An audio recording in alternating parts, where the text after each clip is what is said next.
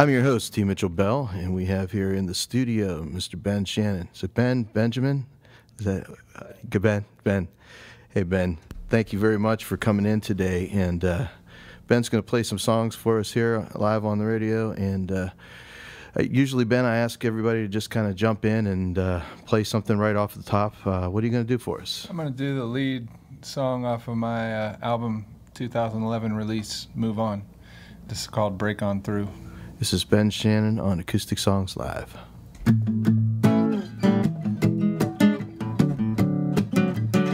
Sometimes you got to judge a book by its cover. Can't be too careful when you're looking for a lover. Who knows what you'll discover? Meeting undercovers, you might find out that you've invented one another. You saw her in a coffee shop, sipping on a double shot, tapping something slow on a silver laptop. She was looking real hot, wanna give her what you got. You think once, you think twice, then you think, I think not. Maybe it's finally time to commit some love in your life. And maybe with some practice and time you might find that you want to get this love thing right. And you break on through, break on through, yeah, break on through. She walks out the door, shaking in that miniskirt. She's got a dragon tattoo under her belly shirt. A movie star looking flirt makes you wanna quit work. It must be the real deal, cause she's making your body hurt. Maybe it's finally time to commit some love in your life. And maybe with some practice and time you might find that you want to get this love thing right. And you break on through,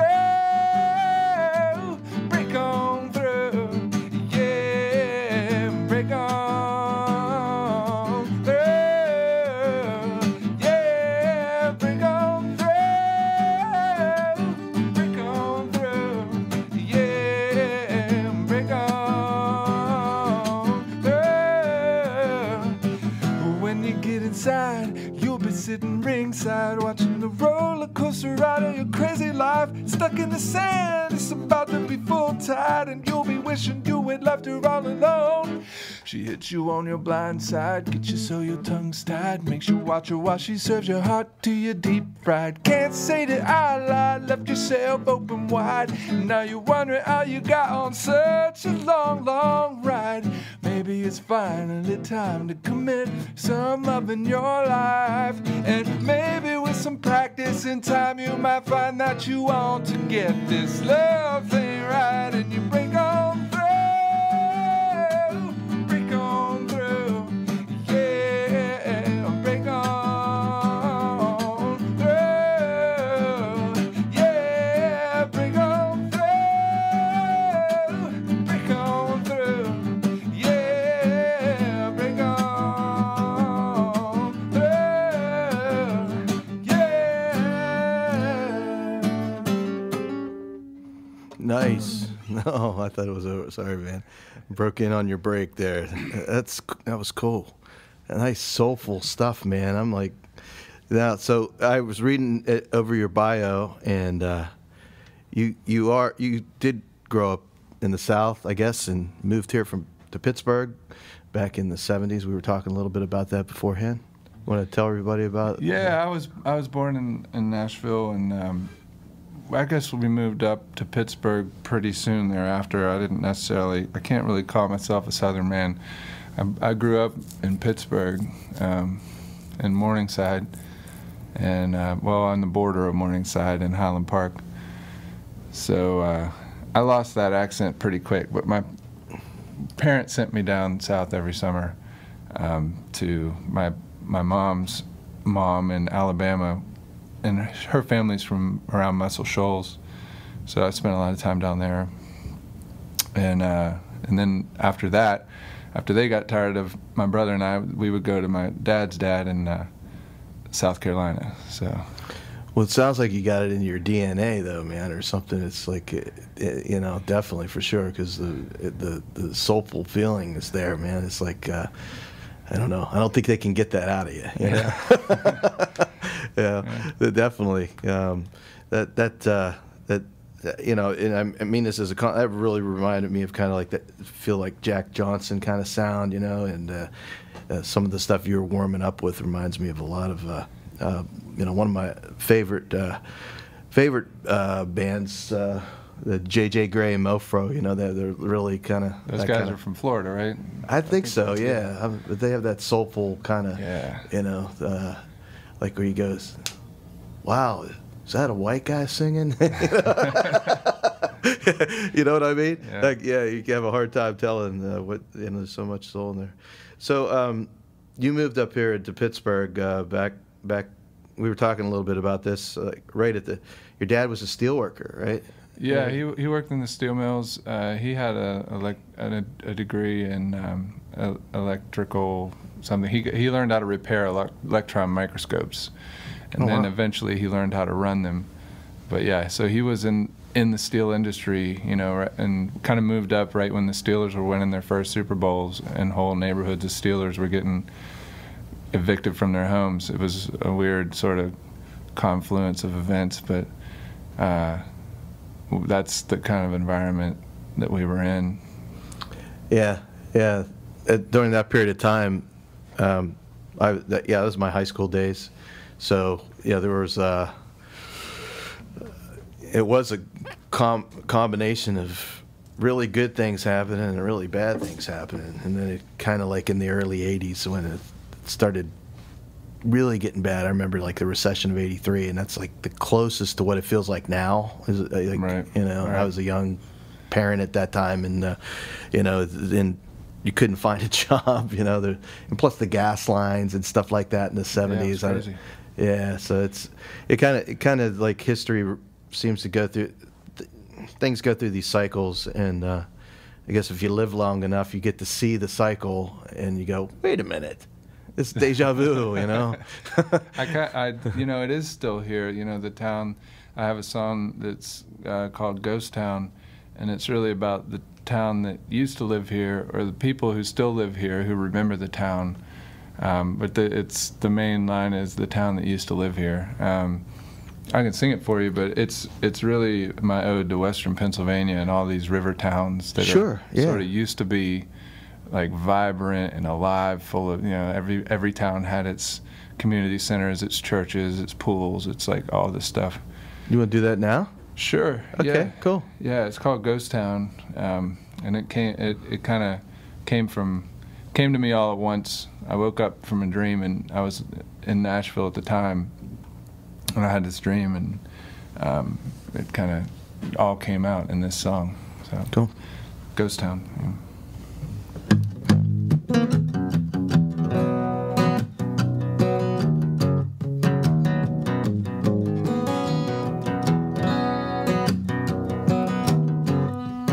Someone's coming home with some work boots on and a lunchbox in their hand. And someone is hearing out of rock and roll music like it's coming from a little tin can. And someone's picking food in a backyard garden with the wash out on the line, where the honeysuckle blooms and the buzzing bees love in the town that used to live here. Yeah, the town that used to live here. There was a way of living we could be living if we had a moment to share in the town that used to live here. Someone sits down and plays a piano with the door wide open to the night. And someone sits rocking in some rocking chairs, singing along in the pale moonlight. And someone is standing at the bottom of the stairs, listening with all of their might to the song that keeps coming from the place that we've been running the town that used to live here. Yeah, the town that used to live here. There was a way of living we could be living if we had a moment to share in the town that used to live here. Whoa, no one is crying, that's just water that's trying to turn itself back into rain. And no one is lonesome, that's an old dog moaning and straining at the length of his chain. No one is broken, that's just empty bottles lying on the side in the rain. No one is feeling that empty old feeling in the town that used to live here. Once upon a time, the end is a story that some folks believe is coming true. It says the factories and schools, the fire halls and pools are just a flashing light passing on through. It says we all will become comfortable and numb, forget what we were put here to do. It says we'll plant a flag in our yard and turn our backs on the dream we're living up to in the town that used to live here. There was a way of living we could be living if we had a moment to share in the town that used to live here. Whoa, there was a way of living we could be living if we had a moment to share in the town that used to live here.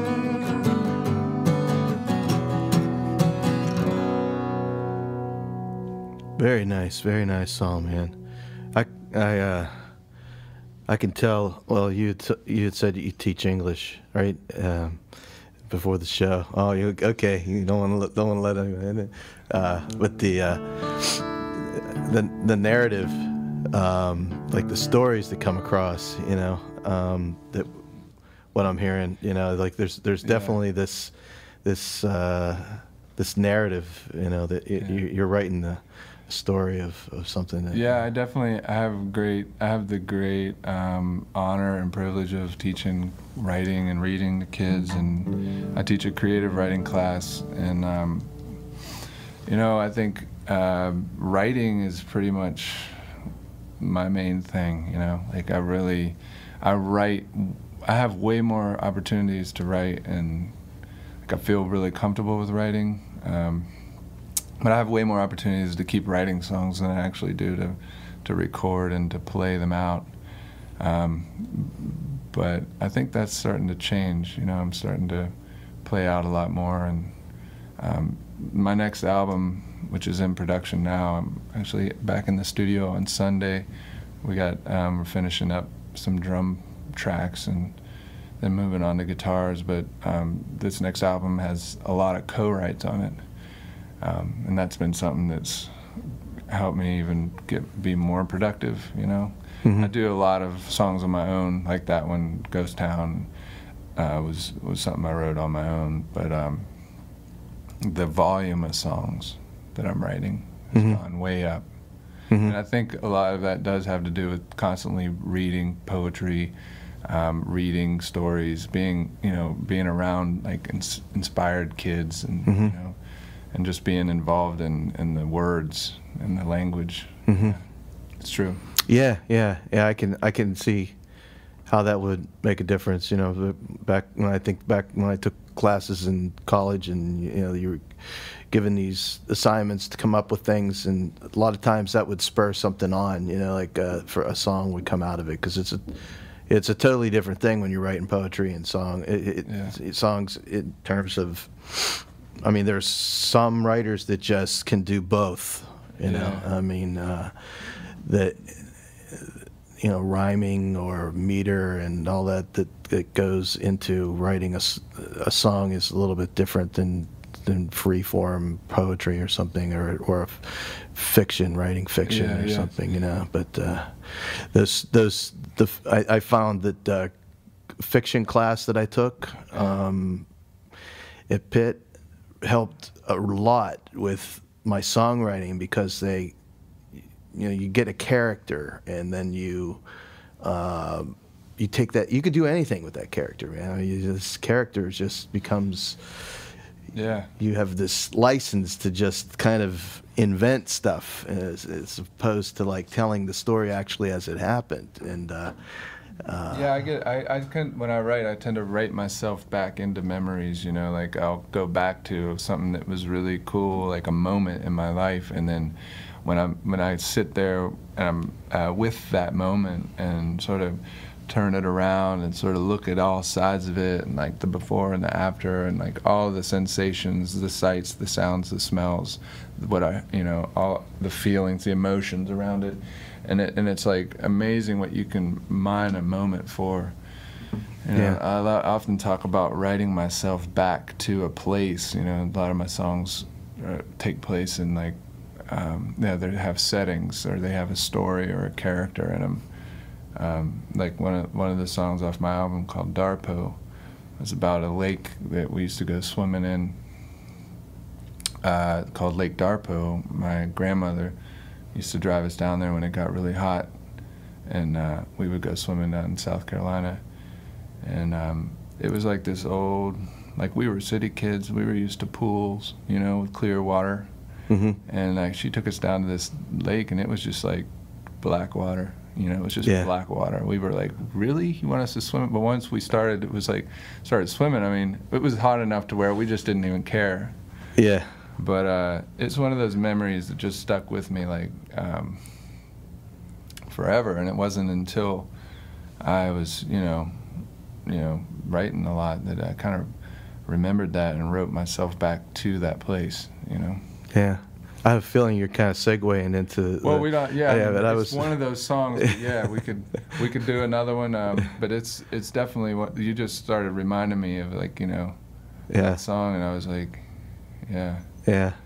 But yeah. Well, the co-writing stuff you were talking about, this next record, you want to tell us, like, anybody that you write with? Yeah. There's one of the guys is Bob Ray. He's from Durango, Colorado, and we wrote one of the songs together down there in Nashville. And well, actually, we wrote a couple of songs that are going on this album, and then we just worked them over and over for a couple of years, back and forth. But mainly, I think I've been doing some of the gritty work of playing it a lot and sort of hearing it and seeing what works with it. Mm-hmm. But that one's a story about my grandmother and my grandfather. And, you know, like, there's another one that's just about going back to a home that you left and the memories that are, like, left behind in an empty house. Mm-hmm. And then the empty house is the setting for, you know, that reveals who the character is and sort of why they're there. And there's a lot of, the other one is not necessarily co-write, but one of the songs is a poem by William Butler Yeats. It's called "An Irish Airman Foresees His Death," and that goes back to the teaching thing. That's one of the poems that I taught for 5 or 6 years before I even put it to a song. But I think it's still relevant. It's about a pilot in World War I, or I think it's maybe World War II. I should know this because I'm teaching it. But and he's an Irish airman, right? And so, as we know, they were they were sort of against the British at the time, and not really so. So the poem is about this guy. He's flying the plane, and he's like, "Those I fight I do not hate, those I guard I do not love." And I thought that was a profound statement, that you know, that, and he didn't really have anything to go home to after the war or before it. He didn't really, his homeland was sort of taken over, and he's sort of in this state of exile, and he decides to become a pilot. And that's one of the songs. And then, so yeah, there's another poem going on there too that I set the music. So this is there's quite a few co-written songs, and then others, like lyrics that I put to it. Cool. Well, hey, in case you just joined us, you're listening to Acoustic Songs Live, and we have Ben Shannon here in the studio. And Ben is a Pittsburgh-based singer-songwriter. Came here from Nashville when he was younger. Ben, you want to play another tune for us to dig into something? Sure, yeah. This is a It's a tune called Darpo, and it's kind of about a place I used to go swimming in the summers with my brother and my grandmother.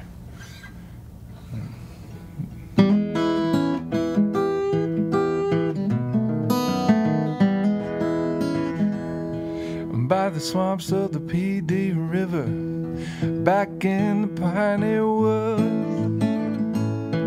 there's a little place called Darpo, where the swimming sure is good.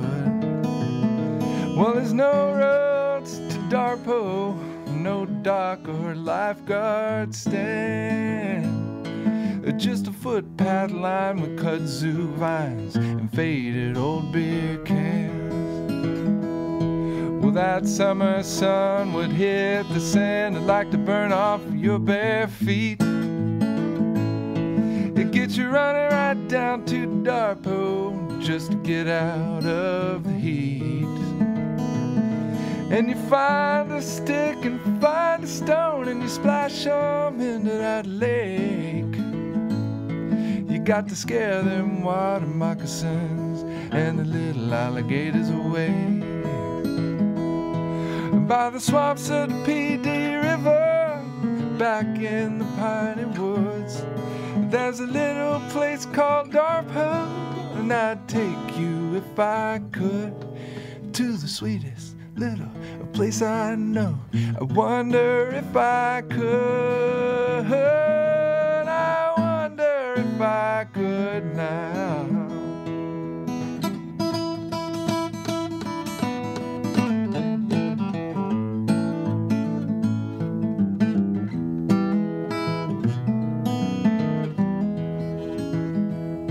Well, it's circled by cypress trees and fed by old Swift Creek. And there's nowhere else like Darpo, where the water's as cool and deep. Well, it's dark as a Coca-Cola, with a taste almost as sweet. And the bottom feels like velvet, a tickle in your feet.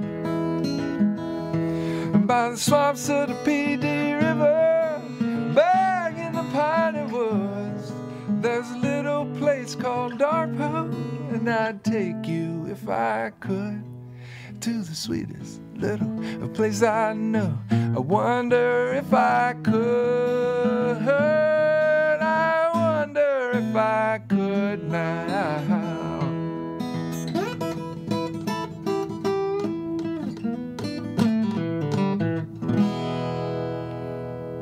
Nice, really nice, man. I like your finger picking work on that. That's sweet. Thanks, yeah. And that Collins guitar makes it sound all the even nicer. So I was looking over your bio, and you have a farm, right? Yeah, we're like working.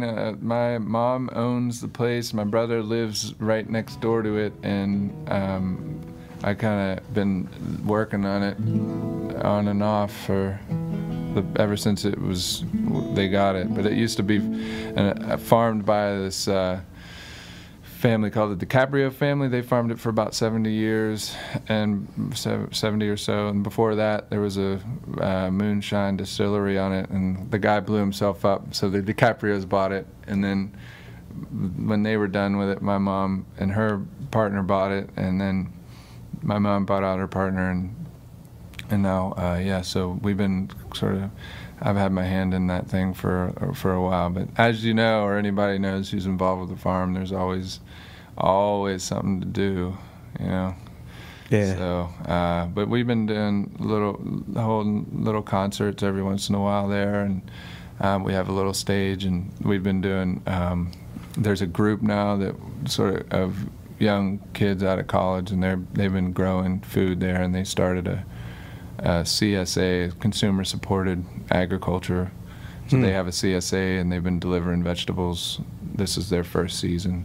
So it's been there's been lots of different farmers sort of working on it. I'm personally not involved in the growing of vegetables. You know, I prefer I've been sort of handling fruit trees, and we have some blueberries, and that's what I've been doing, and mainly focusing on my music, actually. Yeah, so you get your hands in too many things, and I know what you mean. 'Cause we rented a farmhouse a year ago, and it's got 30 acres that's near it, and That's a lot. well, we don't, but we don't. We have one. The owner has one, and then there's 30 that kind of everybody, just share. It's like common usage, and but it's an old 1870 farmhouse, and it was all.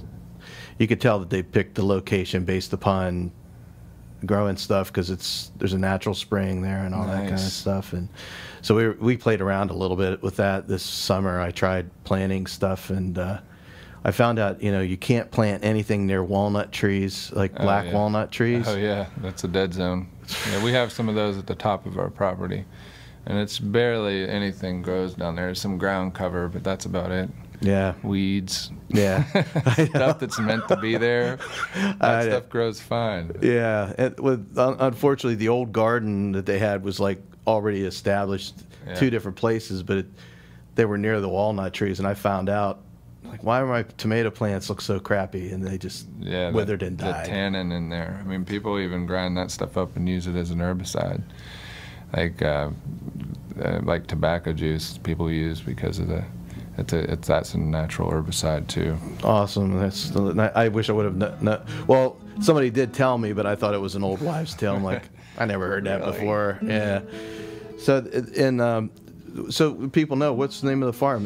It's called Wild Reds, and it used to be Mildred's Daughters, and Mildred's my grandmother's name. And then when it kind of changed hands into my mom's possession, and we turned the M on the Mildred upside down, so now it's Wild Reds. Oh, gotcha. Mildred's and Wild Reds. Yeah. So, but Wild Reds is sort of the name of the place, and it, it's.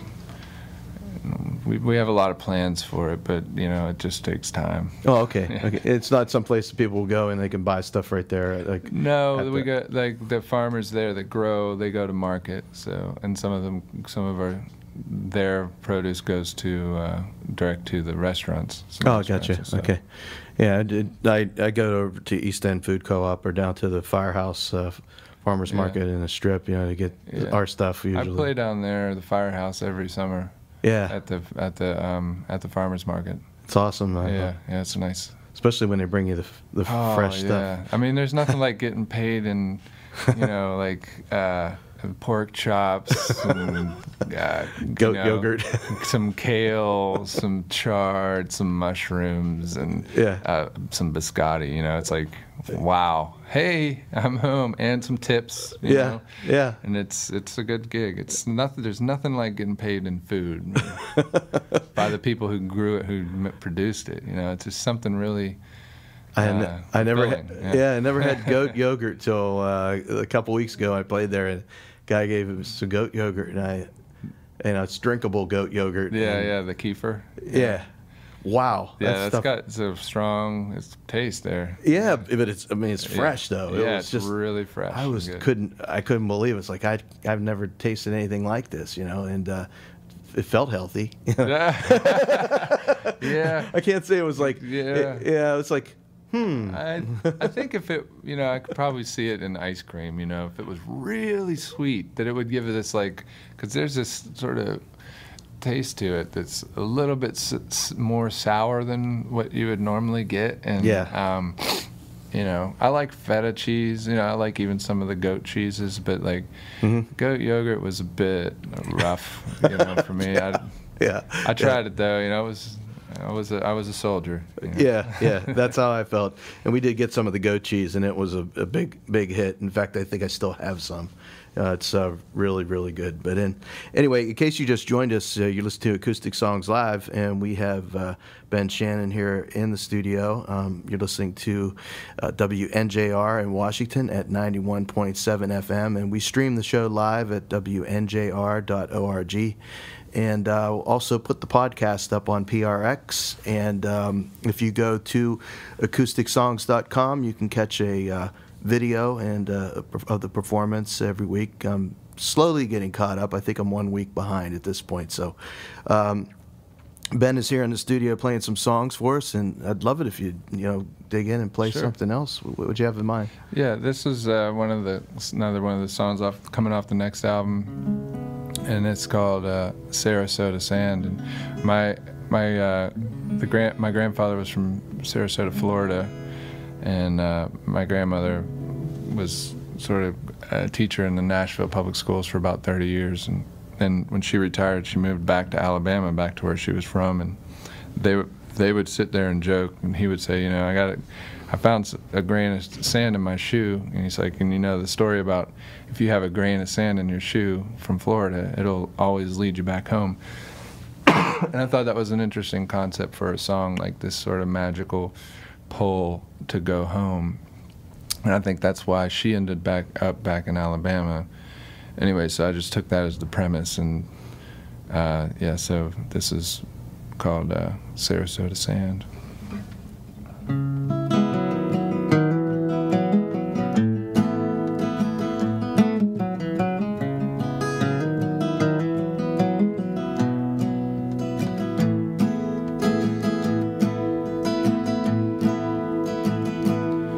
When Durwood went to paradise, he rented a moving van, and Sarah sat shotgun with a silver wedding band. And she'd miss Alabama, but she could understand when it told her that his feet were missing that Sarasota sand.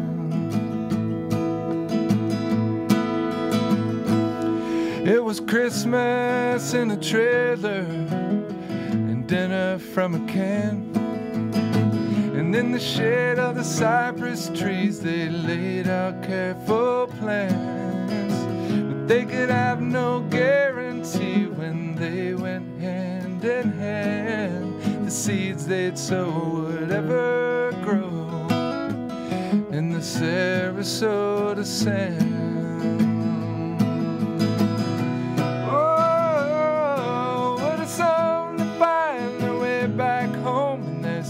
That never can.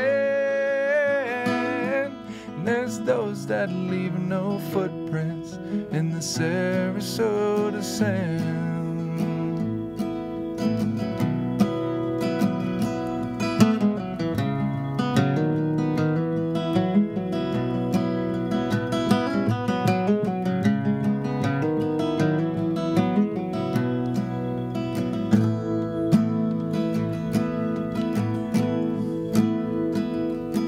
Well, the tides roll in and the tides roll out on Durwood's promised land, and he left this world behind holding Sarah's hand.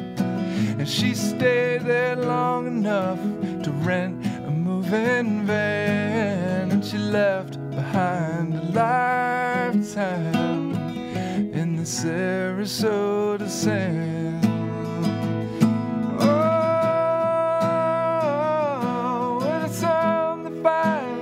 Back home, and there's some that never can, and there's those that leave no footprints in the Sarasota sand.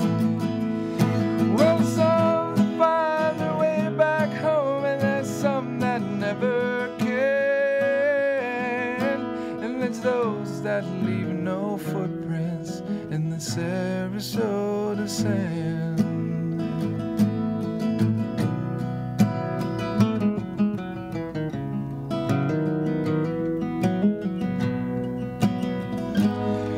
She left behind a lifetime in the Sarasota sand.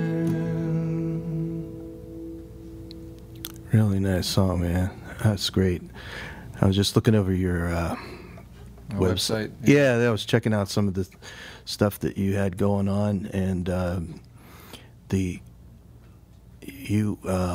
it's www.benshannonmusic.com. I probably should say that, yeah. benshannonmusic.com. Yep. And I was looking at you entered a couple of these the songwriting contests and were a finalist at the 2012 Planet Bluegrass Songwriter Contest. Yeah, Planet Bluegrass was great out in Colorado. Telluride, yeah. What was it? Was it Telluride? It was somewhere out in Colorado. I have a really bad memory, but Okay. I think it was where it was. The New York Song Circle and Well, I guess Planet Bluegrass. The Planet Bluegrass one's a pretty big deal, and there were some really great artists out there. I'm hoping to bring them into Pittsburgh, so I'm kind of working on that, having some concerts at the farm, some house concerts for them this winter.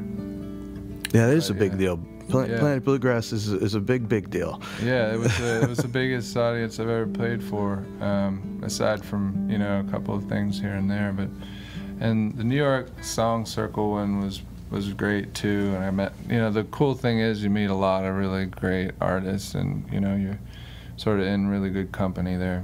Yeah. And aside from the exposure you get, I think a lot of it is just building community. But yeah, it's nice. It's really nice that the first time to play Colorado, to play at that festival. Yeah. It's all up, like hopefully up from there, right? Like Red Rocks is next or something. Yeah. and did they have the Song Circle? Was that the bitter end?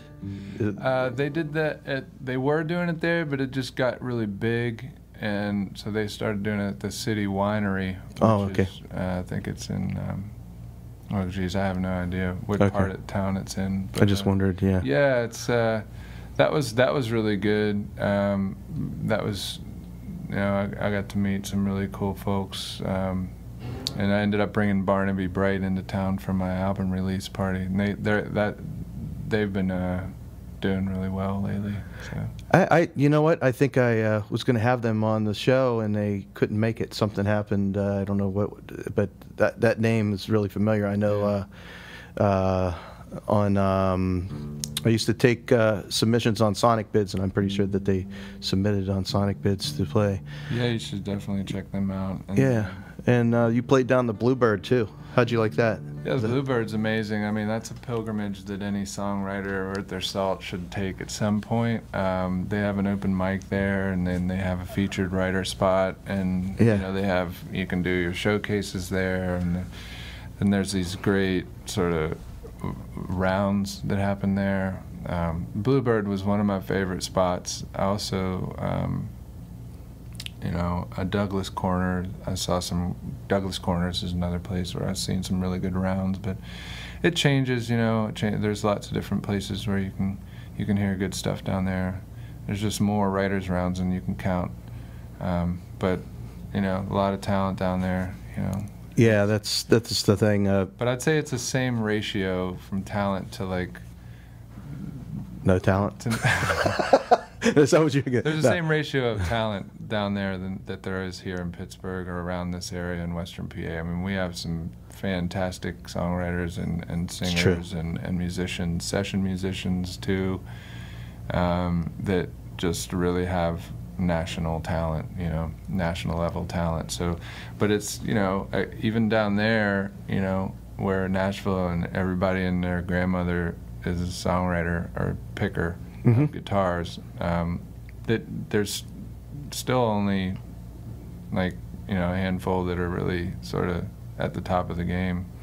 Yeah, and well, there used to be a different kind of vibe down there. I don't know, but when I read the stories about like how Guy Clark and Steve Earle and all those guys, would hang out together, and kind of Chris Christopherson and all those folks that were writing songs, and it's a different kind of. That must have been an amazing time period to be there. Now, I don't know. When I think of songwriters now, I think of Daryl Scott. He's like one of my faves. He was actually down at the festival when I was there. He played after me. Telluride? At the Rocky Mountain Folks Fest, yeah. And, yeah. So yeah, it was he's one of my favorite artists. He's like actually one of my inspirations for as a writer, you know, and he kind of kept his sound and he kept his heart and soul through it all and wrote hits, you know. So that's kind of like that's what I aspire to. You know, I kind of don't want to sacrifice anything. Like I want to be a dad, I want to be a husband, I want to be a teacher. You know, I want to have an extended family, and I want to write songs and I want to perform them. And it's a lot to do, but you know, some people would say to be successful, you're going to have to cut away everything but one thing. You know, and just focus on music and not do anything else. But I think in today's economy and in today's environment, I think that's just, you know, I'd rather keep my roots, you know, I'd rather keep them. And, I just listened to an interview about Iris DeMent has just released the record after 16 years. And that's exactly what she said.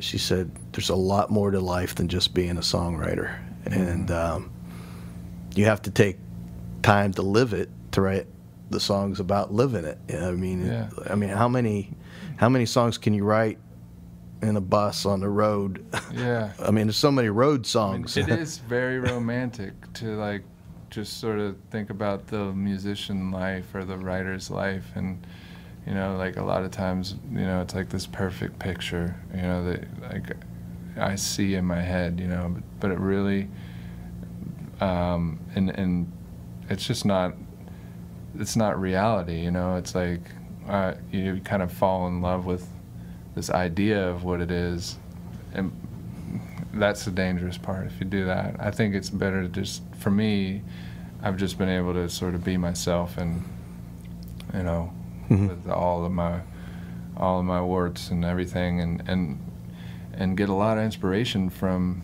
you know, being a family man, being a working man, and you know, being and living in Pittsburgh. And you know, I guess in my line of work, I'm dealing with a lot of people too. It's people work, you know, and motivating kids to write and to read, you know, beyond their comfort level. You know, so and doing that, I think it is inspirational work if you're good at it.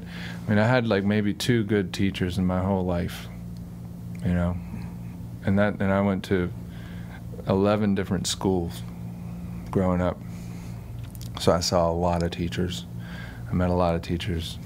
The good ones didn't teach me everything I know, but they taught me an awful lot, you know, and the ones that weren't so good also taught me a lot about people.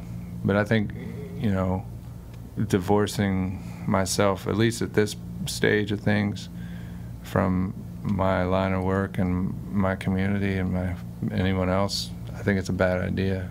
I mean, maybe if someone asked me or there was an offer, but there just hasn't been. So I'll just have to keep getting better.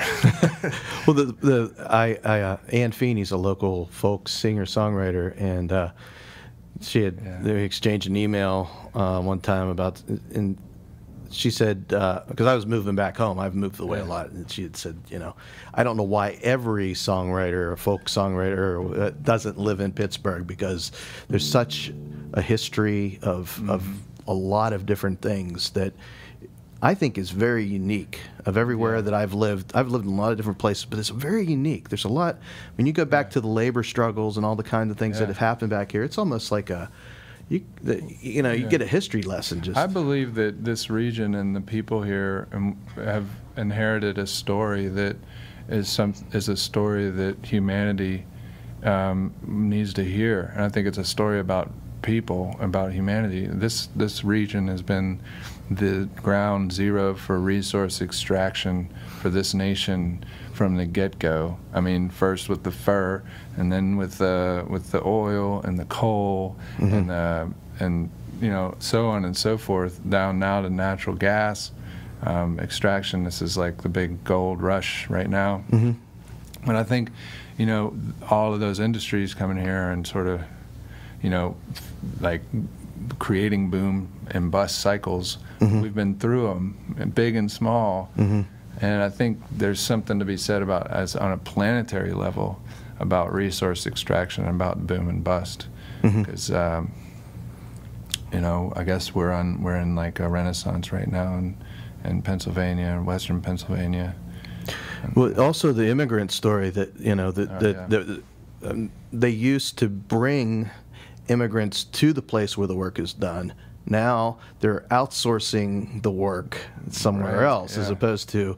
That's why there's so many immigrants in Pittsburgh, because somebody would start making too much money, and then they would say, well, let's bring in these guys from somewhere else, and they'd send the pamphlets out to, and then, you know, Italy, and then Italian immigrants would come over. So there's these waves of different types of. Some of them had specialty, you know, skills, and they would bring those people in because there might have been, like, in Europe, there might, you know, what is. I don't know, just like glass workers, for instance, was a big thing back in West Virginia, because my wife's family, they were from Belgium, and they were all glass makers over there, so they all came over here to make glass, and then stayed, and there'd be a community of Belgian folks, you know. And now you go to Pittsburgh, there's like, you know, these different. There's Polish Hill, there's you know, Bloomfield's Italian, and all these different sections. You know, it's pretty cool. But I'd like to ask you to play something before we get another song for us. Yeah, absolutely. I'll play Wanted. This is off of my current release from 2011. Move On. Move On. Yeah, this is one of the tracks called Wanted.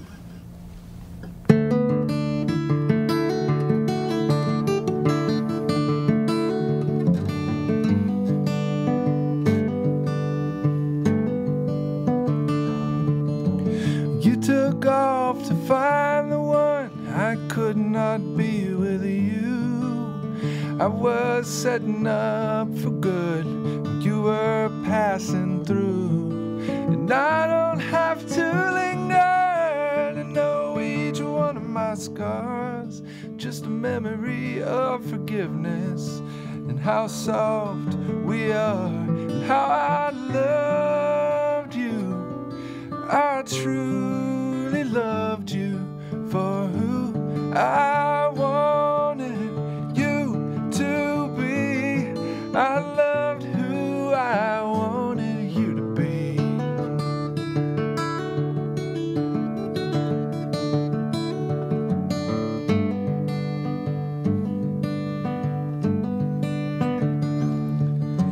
Sorry about the year we lost, walking in our sleep. Sorry about my nickname tattooed on your cheek, and all of the rum and the whiskey I poured down the sink.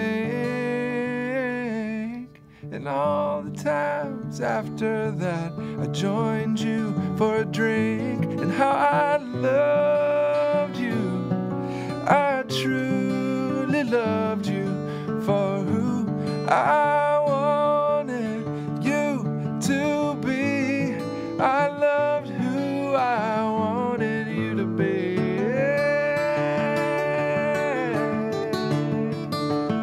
No, no, no, no, no. How come we can't just love the one we're with?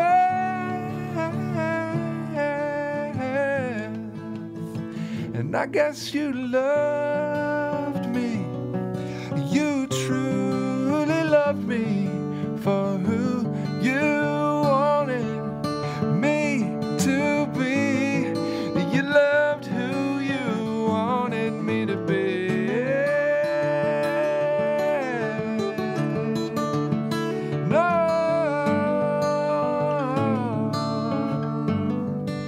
No, no, no, no.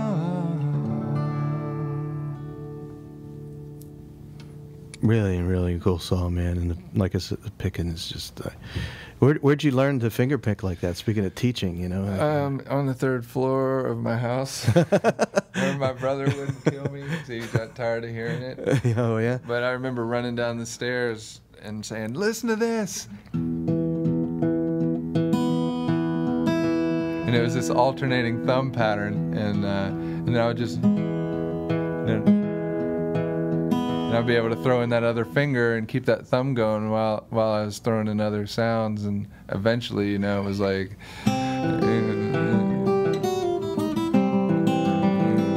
The Mississippi John Hurt, right? Yeah, so then it was like my fingers were running eventually, but yeah, I learned it up on the 3rd floor.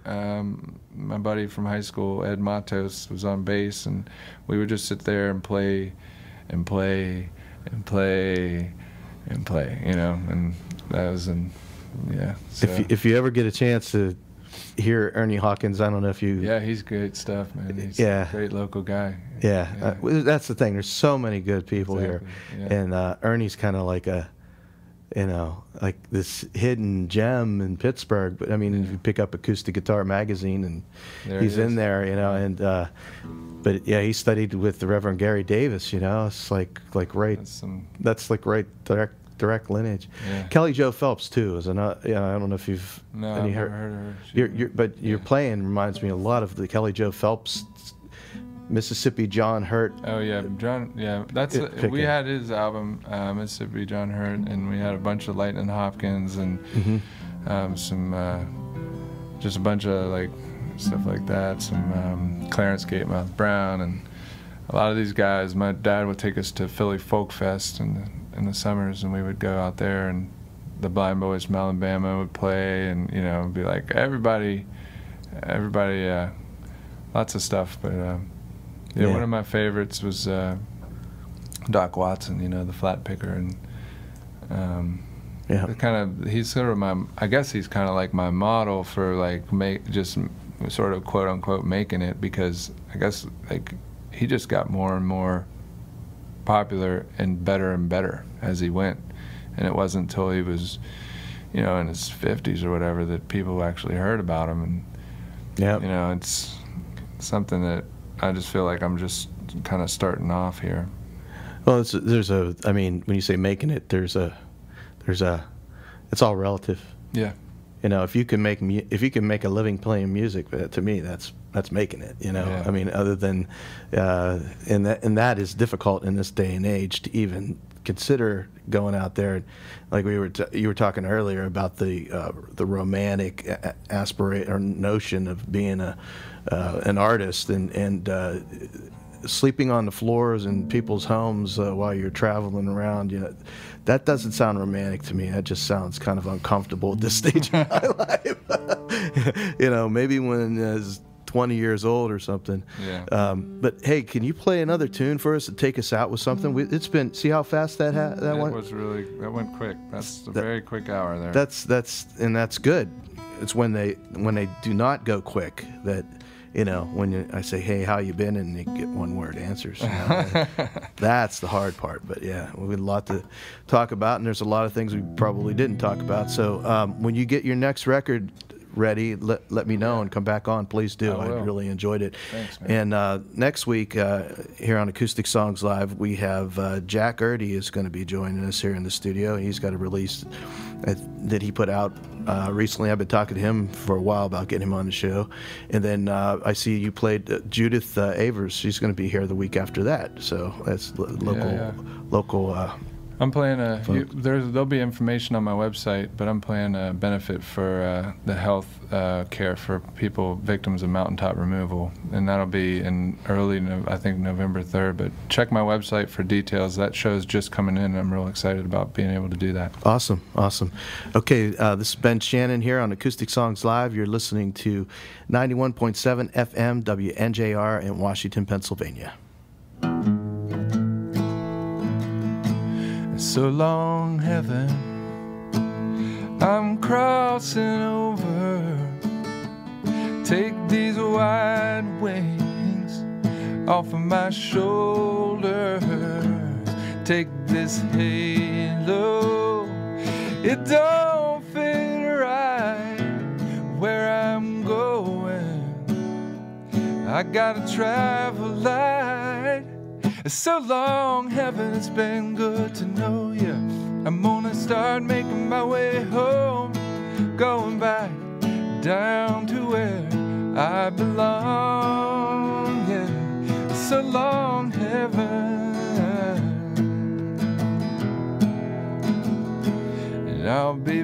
dancing, the angels singing, all of those sweet songs, my ears are ringing.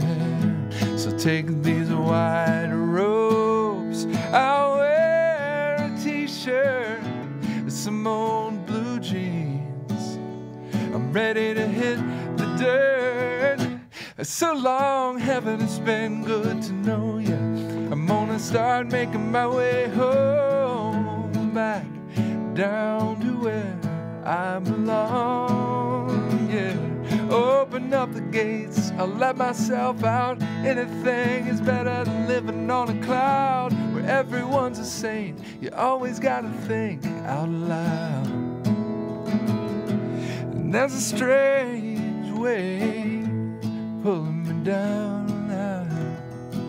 A sunny acre on a southern hill, apples in blossom, hear the whippoorwill now. And there's a small house under a big sky, and there's a family there, they're waiting on a new life.